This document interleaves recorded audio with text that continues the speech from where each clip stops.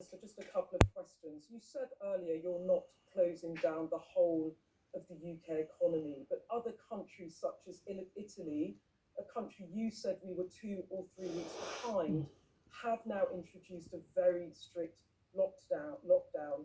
Wouldn't you save more lives if you did keep all non-essential workers at home? And if I may, a question on testing.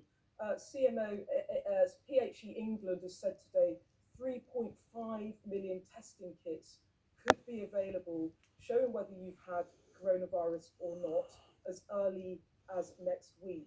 In practical terms, who will get those tests and how?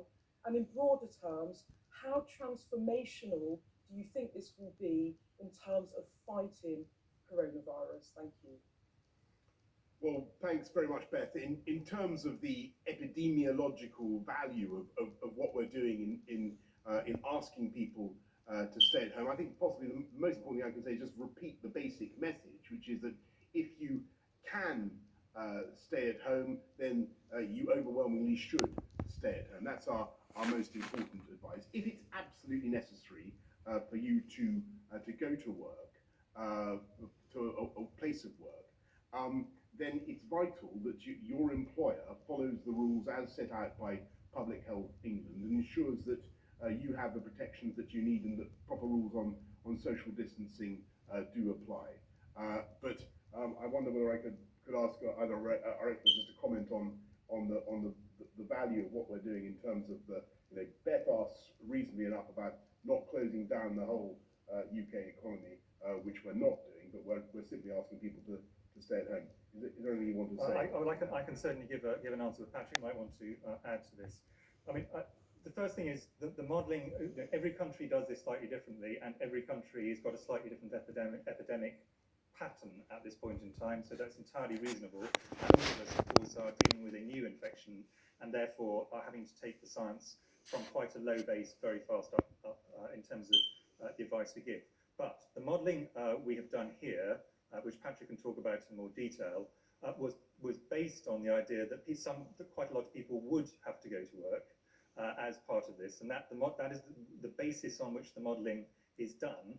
But we absolutely need people to avoid anything that is in any way discretionary, where people can choose whether they do it or not. So that's why all other social activity, all other mixing between households has to stop, is to allow these absolutely essential things to continue. So that's the basis of doing this. There is an additional reason, which is we have to remember that many of the things we have to do are going to have to be sustained for a reasonably long period of time. And broadly, the more difficult you make it for people, the less easy it is to sustain. So there is some degree of trade-off between those two things.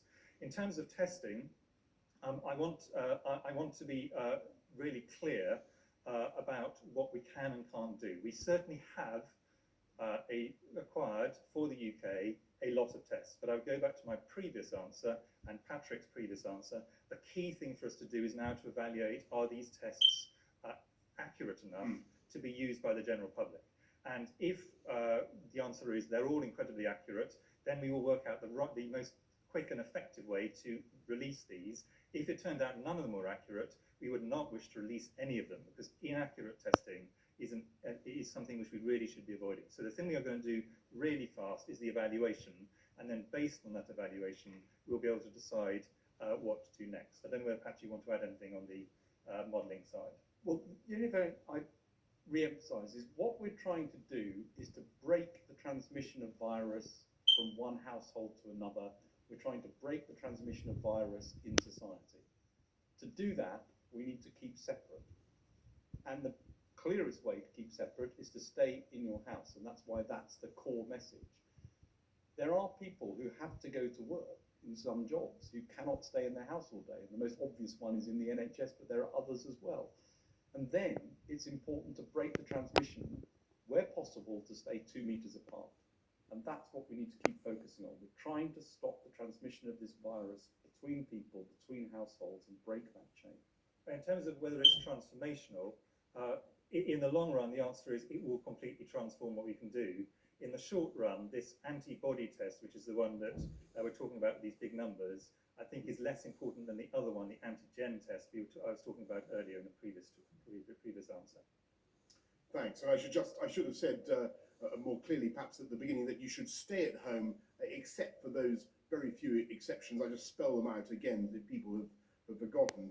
Unless you need to get essential supplies, Beth, unless you're on a specific medical mission or helping the vulnerable, or unless you're taking daily exercise. And remember that daily exercise is very important, provided you stay away from other people.